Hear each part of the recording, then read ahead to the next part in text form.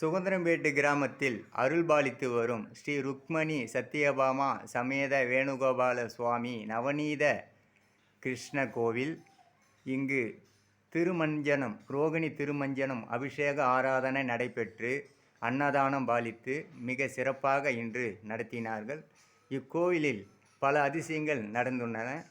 மூதாதையர்கள் வழிபட்டு அவர்கள் பாரம்பரியமாக வழிபட்ட கோயில்.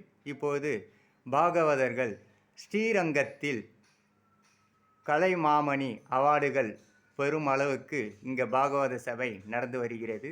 அந்த பாகவத சபையிலிருந்து சில முக்கியமான பிரமுகர்கள் ஒன்றாக சேர்ந்து இப்படி ஒரு அபிஷேக அலங்காரத்தை ஒவ்வொரு மாதமும் மிக சிறப்பாக நடைபெற செய்து கொண்டிருக்கிறார்கள். நாமும் இதில் கலந்து கொண்டு கிருஷ்ணனுடைய வேணுகோபால சத்யபாமா ருக்மணி சமேத கிருஷ்ணனுடைய அருளாசி